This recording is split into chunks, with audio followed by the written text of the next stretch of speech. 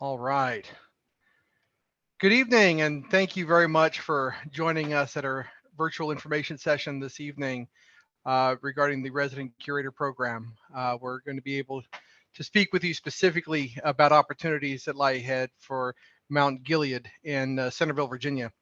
My name is Ben Boxer. I'm the Public Information Officer for the Fairfax County Park Authority, and my job this evening is to facilitate our presentation and discussion.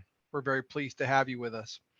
To begin with, I will remind all of our participants this evening that this meeting is being recorded.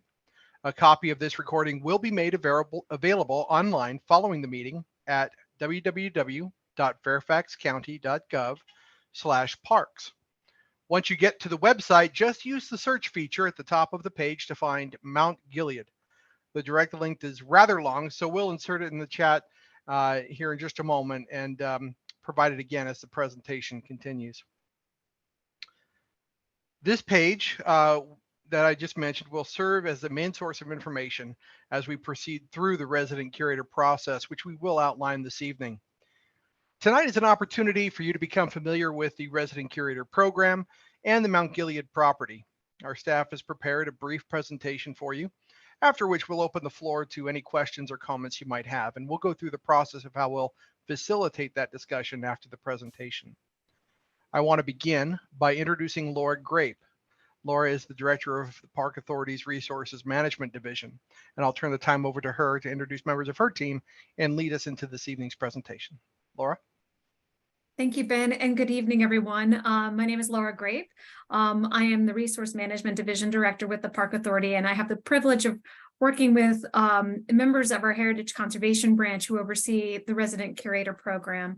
Tonight, I'm joined by David Bukta, the Branch Manager for the Heritage Conservation Branch, and Stephanie Langston, who is our Resident Curator Program Manager. I just wanted to extend a warm welcome to you and hope that you learn a little bit something about this remarkable property and consider the space for yourself, how you can support the conservation efforts of the Park Authority and the Resident Curator Program, and look forward to the questions and discussions ahead.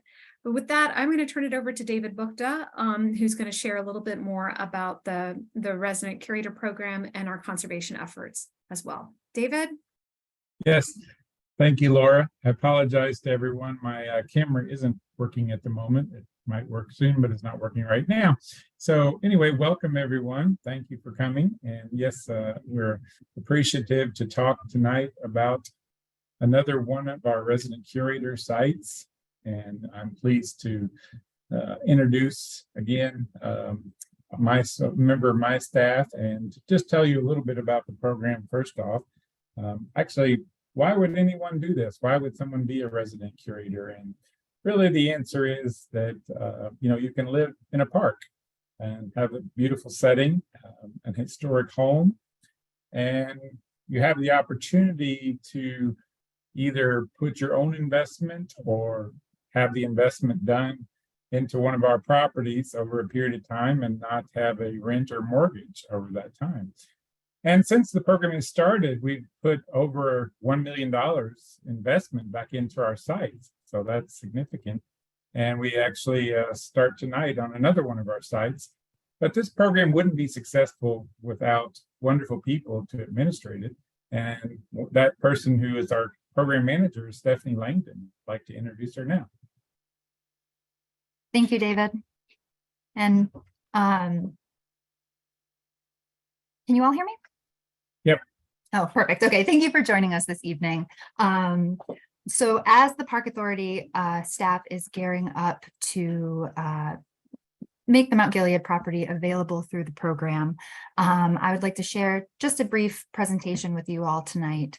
I'd like to provide an overview of the program and how the process works, including the opportunities to apply, the opportunities to provide public comment throughout the process, and the ways to stay involved and informed. So I'm looking forward to sharing this with you all tonight and then opening the floor for your questions and comments. Next slide, please. So just a brief background, in 2014, Fairfax County became the first locality in Virginia to adopt a resident curator program. The program's ordinance can be found in Chapter 125 of the Fairfax County Code. And the program was adopted to address the number of publicly owned historic buildings that are vacant or underutilized and needing significant improvement. So it offers a creative stewardship solution that brings a viable use and cost-effective improvements to these structures in a manner that is still compatible with their historic value and their public nature. And it does this by allowing the county to enter into long-term leases with qualified tenants who agree to rehabilitate the property in accordance with program standards and carry out ongoing maintenance for the duration of the contract. So the basic parameters, curators are responsible for all costs associated with the work. And in exchange, as David mentioned, they're able to occupy the property rent-free. The curator's contribution is in the form of both payment for materials and services, and also in the curator's time and labor. For a building to be eligible for the county program, it must be listed on or deemed eligible for listing on the county's inventory of historic sites. And this is a list that's determined by the Fairfax County History Commission. And so all improvements, any work carried out at the curator property must be consistent with national standards for the treatment of historic properties. And these are the Secretary of the Interior standards as administered by the National Park Service. And finally, these buildings are public resources. And so the curator must provide reasonable access to the public consistent with the nature and use of the historic property. So that typically occurs in the form of an annual open house. Next slide, please. So another very important component to the program is a document that's called a historic structure report and treatment plan. And it's two parts of a large document. It's written by a professional third party and is used as a primary tool for making decisions about the treatment of historic buildings. So the document compiles information on the history and significance of the structure. It details the existing conditions of the building and outlines required improvements with cost estimates. And of course, all improvements are consistent with the treatment standards that I mentioned earlier. So each property eligible for our program gets one of these documents, and this is important for several reasons. First, it forms the basis of the curator's work plan as written into the lease agreement. It enables the program staff to monitor the curator's work and progress and track curator expenses. It also enables staff to determine the length of the curator lease. So the program uses an established formula to derive the lease term for each structure. The simple calculation divides the annual fair market rental value established by a third-party appraiser into the total estimated cost of improvements, which comes from the treatment plan document. Now, for added value to the curator, the program does make a slight adjustment to this formula. It accounts for anticipated annual occupancy and maintenance costs like utilities and real estate taxes. So we reduce the fair market rental value by this amount. And as a result, the calculation yields a longer lease term.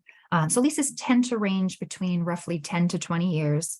Rough calculations for the Mount Gilead house come in around 12 to 15 years, with the complete formula will be included in the application package. And finally, the historic structure report and treatment plan document is a planning tool that enables the program to maintain transparency and accountability as a public process. So it makes available to anyone interested essentially the to-do list of now the applicants that would be under consideration, and then eventually the curator once selected. So the document is currently available. It is on our the program's website, the Mount Gilead page specifically that Ben had mentioned. Next slide, please. So the resident curator program, as a public process, the process provides opportunities for engagement at each step. First step in the property's advertisement, first step is the property's advertisement through the program. Now, the program does not accept applications for a property on a rolling basis. To keep it transparent and competitive and open to everyone, we announce a date for when the application period for a property opens, and it is then open for 60 calendar days. So during that time and in the time leading up to it, there will be, there's a public meeting or a series of public meetings depending on the response. There's an open house event at the property. And of course, we post the application package on our website. Excuse me. And once the deadline closes, there is a preliminary review. So this includes a financial component, and for confidentiality purposes, this review is carried out in the county's Department of Finance. The successful and complete applications move to the evaluation team review for scoring and ultimately selection.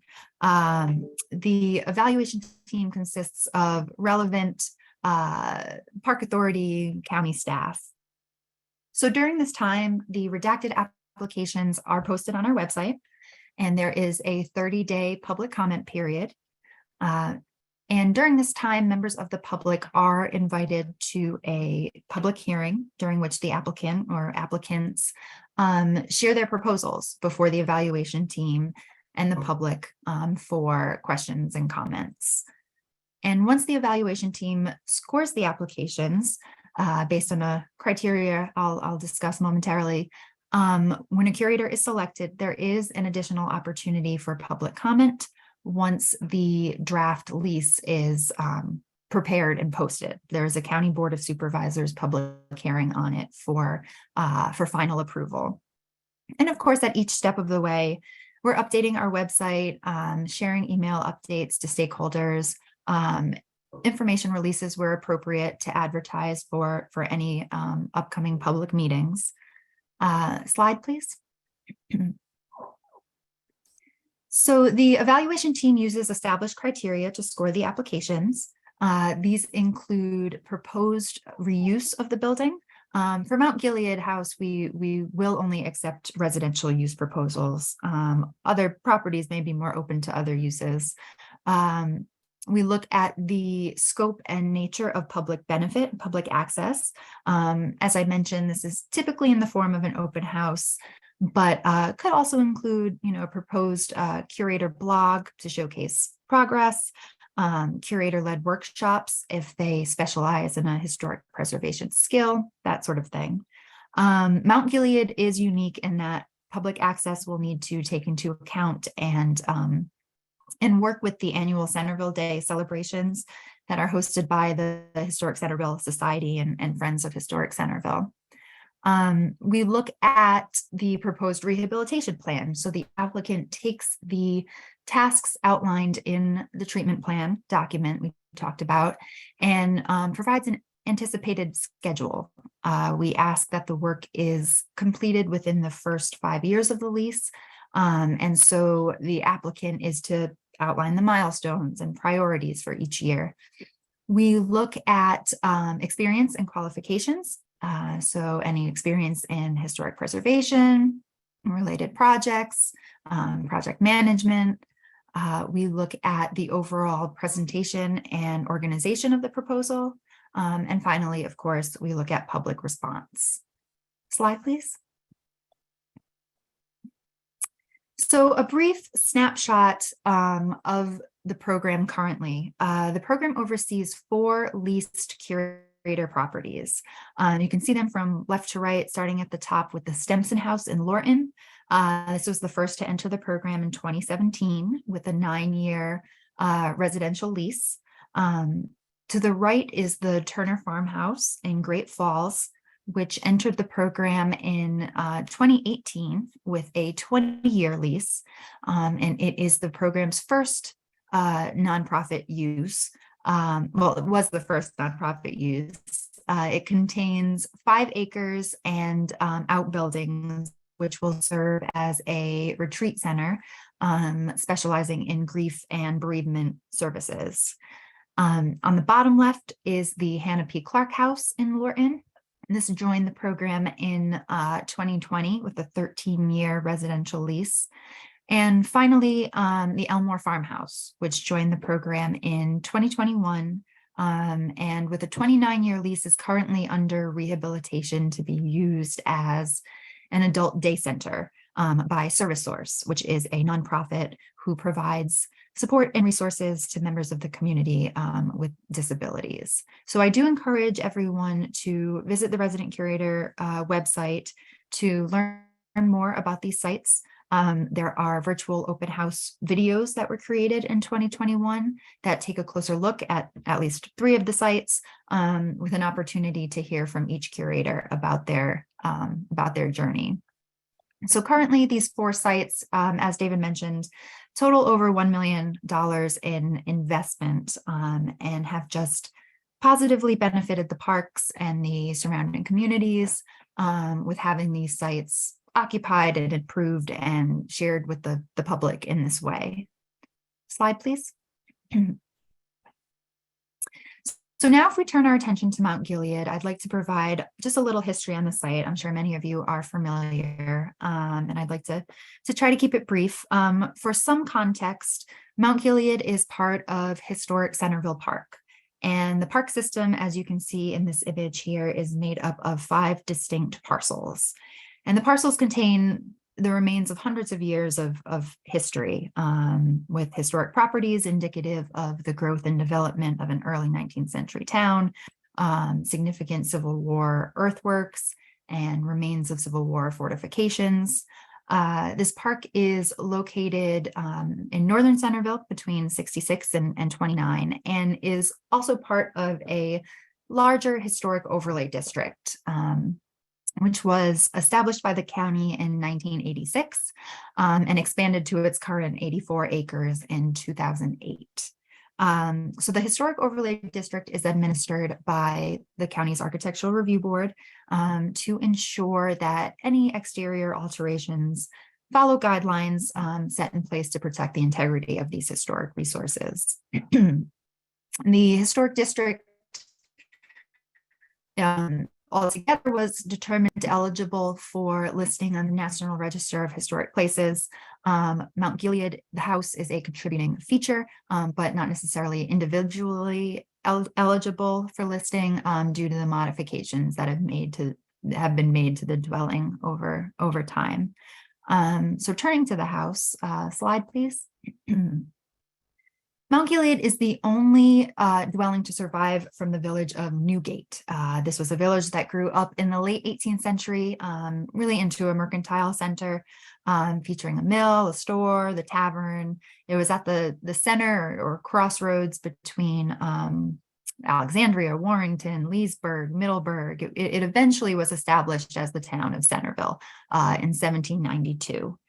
And in 1785, though, the Mount Gilead property was bought by Joel and Elizabeth Beach, and they built the house that sits there today as a combined tavern and residence.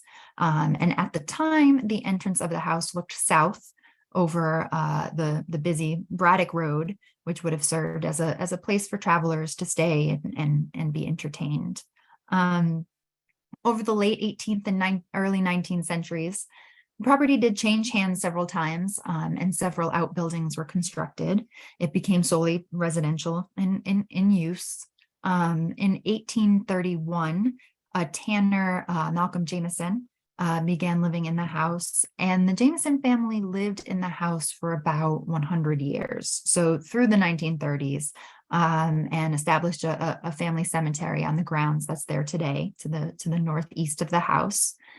During the Civil War, the town of Centerville saw a great deal of troop movement. The town was occupied by the Union Army before the First Battle of Manassas. And then later in the war, during the winter of 61, 62, the Confederate Army stationed their troops only a few blocks away from Mount Gilead. Of significance to the house is in 1935, when the house was bought by Alvin Detweiler. And at this point in time, the house was falling into deteriorating conditions. And Detweiler is credited with saving the property. And I want to turn your attention to the first historic photo included on this slide of the house just before he purchased it. It looks like windows in the dormers might be boarded up. There might be a window missing in the first floor. So inspired by preservation efforts in Williamsburg, Detweiler attempted an expansive preservation restoration project on the deteriorating house. Floorboards were taken up and repaired and relaid, only replaced where necessary. He replaced wood framing where necessary, and reinforced joists and rafters. He undertook major repairs to the foundations of the porches, and notably too, he moved the main entrance to the north side of the house when previously, as I mentioned, it had been through the south porch. And he left a detailed record of the work he did, the contents of which are outlined in the historic structure report document that I had mentioned, and it is available online for anyone interested in taking a look.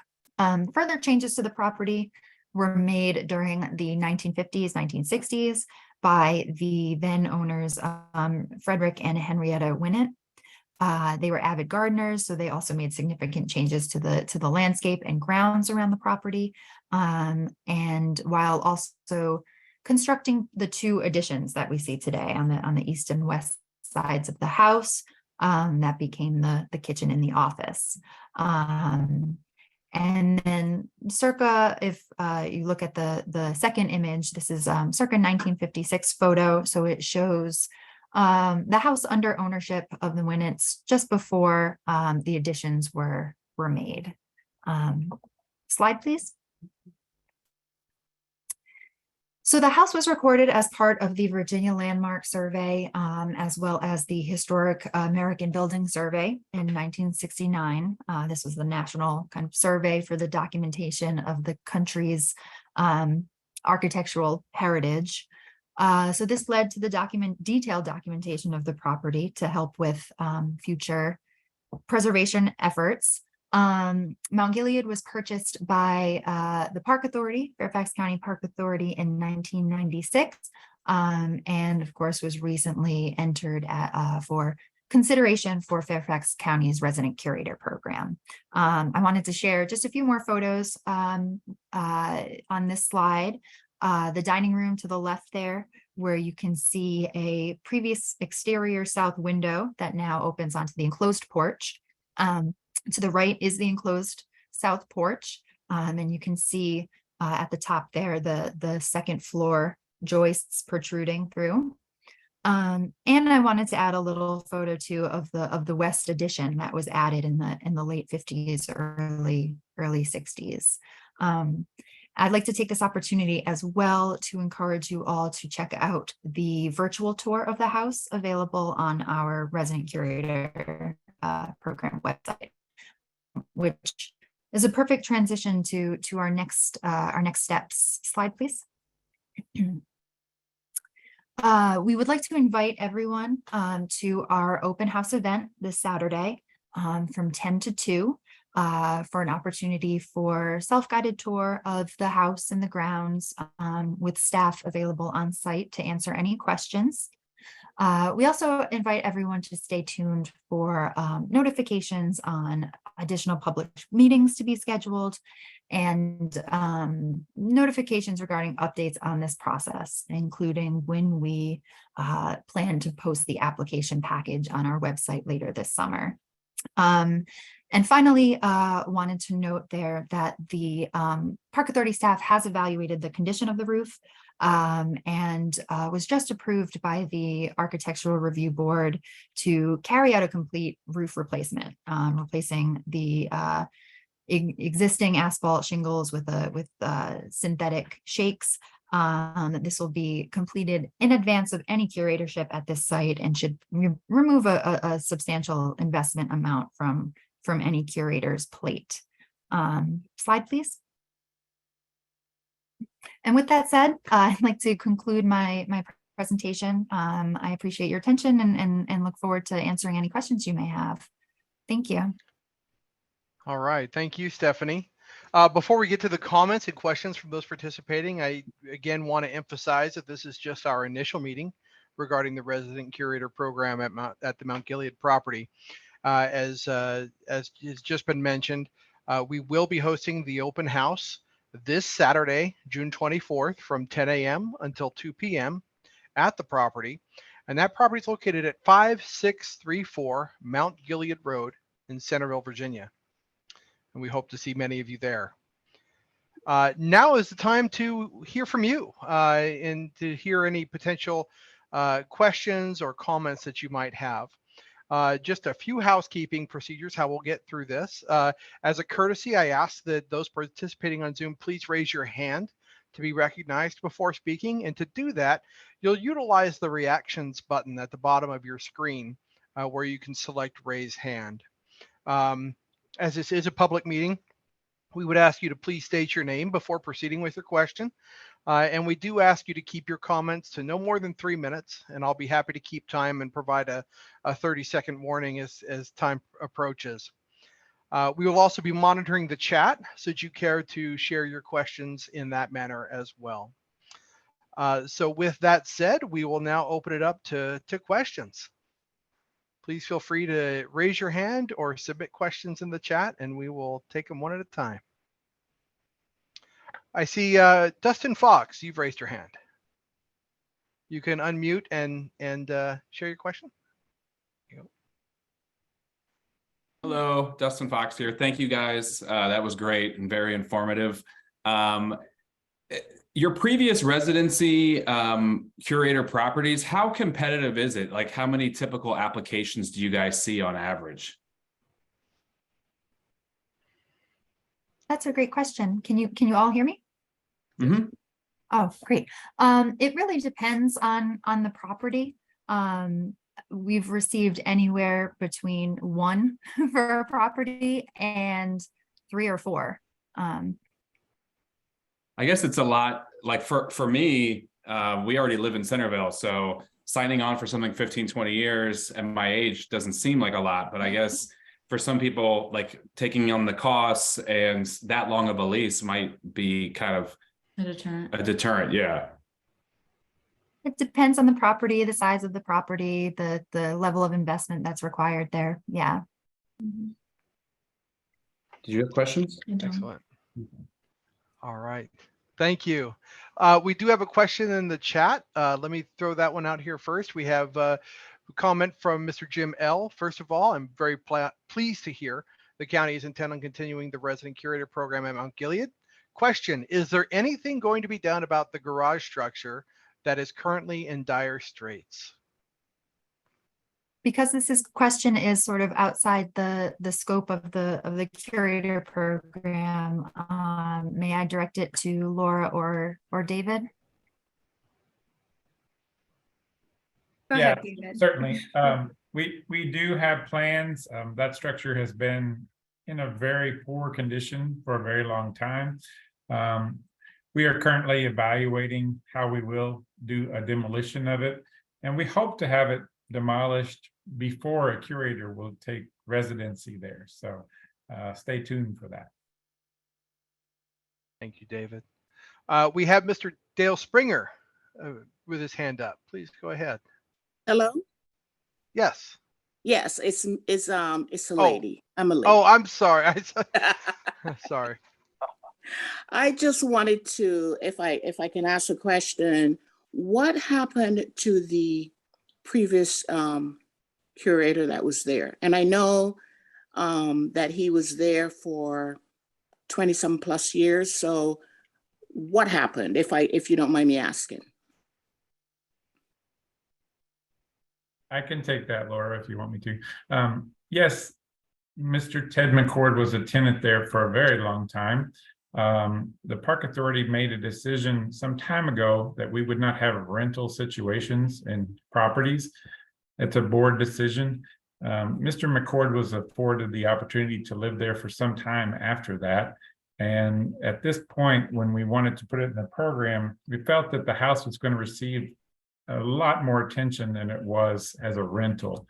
We will get a substantial investment from the resident curator program, whereas we were not getting a substantial investment from the tenant. Thank you, David. Okay. I just want to let you know, I am the junior warden at the Church of the Ascension right across, so we are neighbors. Whatever you do, make sure that you do it as soon as possible, because with someone not there, we have kids and all sorts of crazy things happening in that area, because it's such a, it's such an off the beaten path.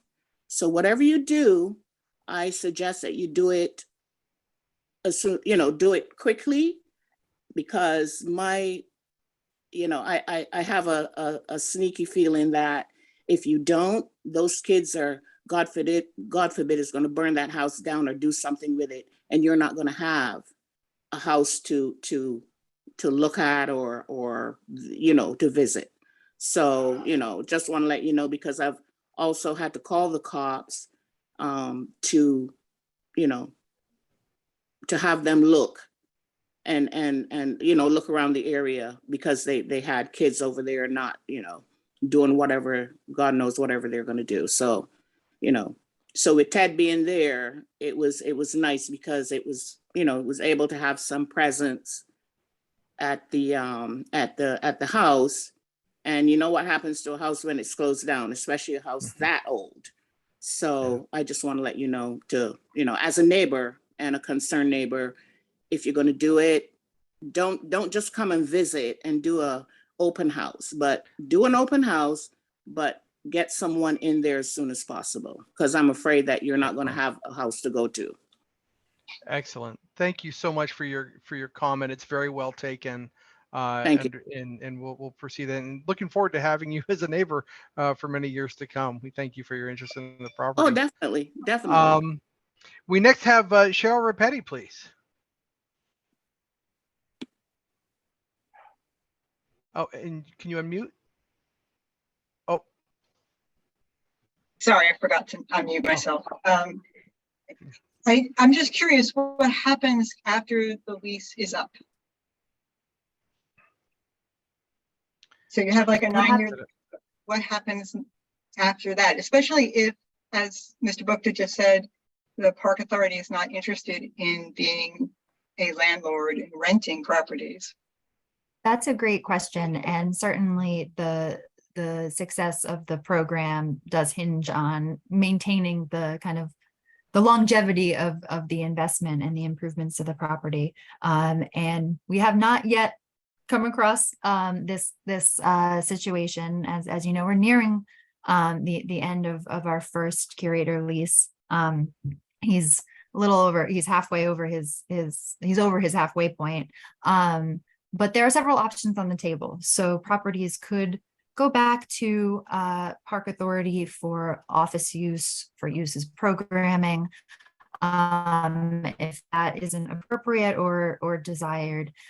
Certainly a lease extension could be under consideration if additional tasks and improvements are identified and that process is vetted, or potentially seeking a different curator or caretaker for the site, perhaps even with a reduced rental fee to supplement or offset more limited scope of work. So those options are all under consideration, and certainly it would depend on the property and the nature of the property and the site. And I just want to reinforce that decisions have not been made yet in terms of what happens next, but we are certainly actively looking into that and taking a lot of different options into consideration. Thank you, Laura. Stephanie. And I just specifically with Mount Gilead, there are a number of interior features that are part of the colonial revival rebuilding of the, not rebuilding, but restoration, what was intended as a restoration of the house. Are those features such as the tiles in the master bedroom and the like specifically protected in this process? Yes, the treatment plan would speak to that. But yes, those character defining features would be protected. Thank you. Let me take a moment really quick to include a comment we've received in the chat. We have a comment from Joseph William Johnston. Do you have a few minutes to detail the roles and responsibilities of the curator while in residence? Absolutely. So the basis of the work plan, as I mentioned, comes from the treatment plan document, and that outlines really line items, each task that needs to be completed, and the way the lease is written, and certainly when dealing with a historic property, you need to build a little flexibility into the details, and so there's the program improvements that comes from that document, and the lease also makes room for additional non-discretionary improvements, and these are those that are not outlined at the beginning of the lease and in the work plan, but that might occur and require still be the responsibility of the curator to address. I'm thinking of unanticipated wood rot or something like that. And the way the program handles that is using that lease formula that I had mentioned. That amount of investment, if deemed necessary, can be credited towards the curator's total amount and therefore the curator's lease term.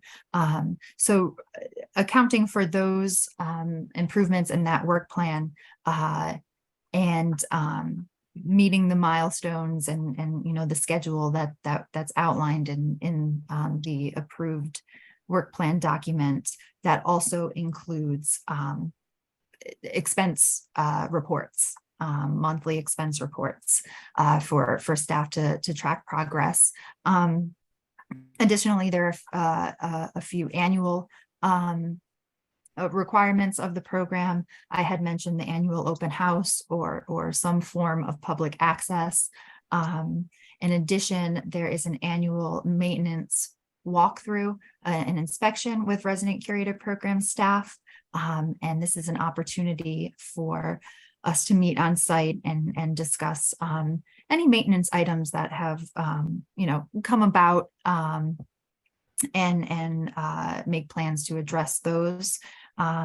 So curators are responsible for just regular routine maintenance outside of the scope of the work plan. And then finally, the final sort of annual responsibility is an annual report summarizing the work that was done that year, the expenses to date, the public benefits that were provided, and that sort of thing. Thank you very much. Dennis, you have your hand up, please.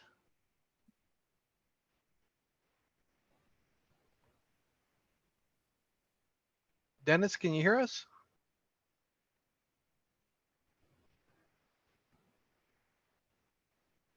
It doesn't appear that you're on mute.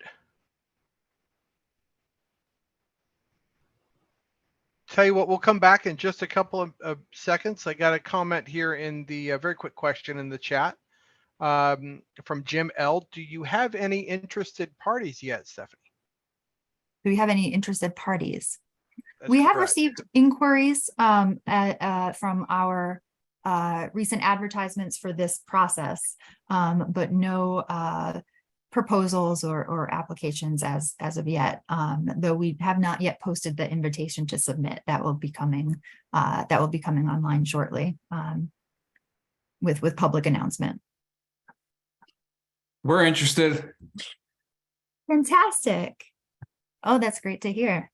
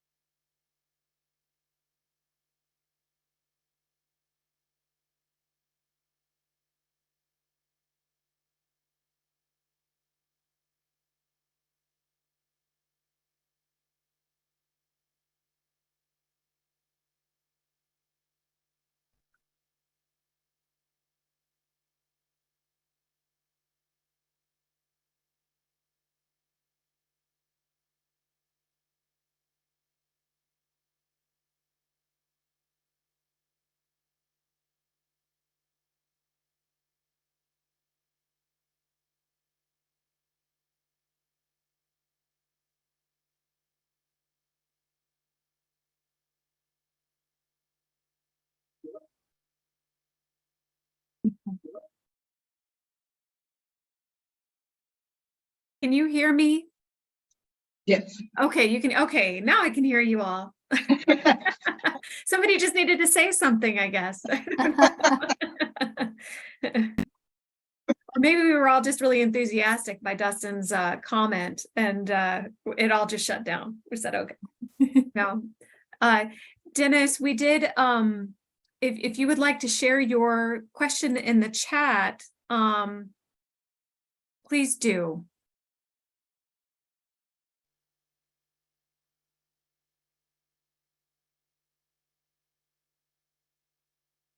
It got quiet again.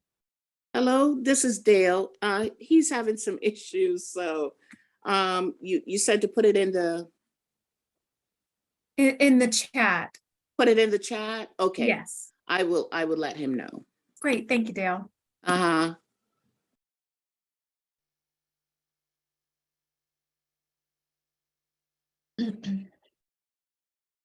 Are any of you guys going to be there on Saturday? Yes, I'll be there on Saturday. Yeah. Okay. You guys are I'll interested be in- there as well. Yeah, I think I will be, but I don't think she will be. We're going to a lake house in Warrenton, but I'm like leaving there to come to this. Just for the afternoon, yeah. Well, appreciate that. Looking forward to meeting you. Yeah, we have a table on Centerville Day too, so I'm gonna probably see it again then. Awesome.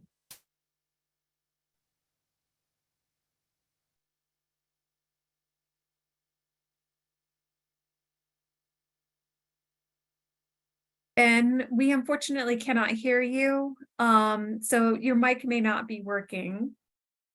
But if I know Ben, he's probably asking if there are any more questions. We'd be happy to entertain those.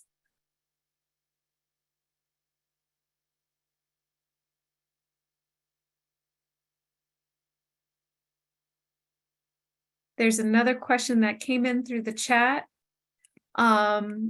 Jim asks, you mentioned an annual visitation. You used to conduct tours out there. Interfacing with Ted was always very cordial. Hence, we would arrange periodic, very short visitations for those tours. Will that kind of activity be afforded in the future? Trying now to read the question. Private visitations or sort of annual events?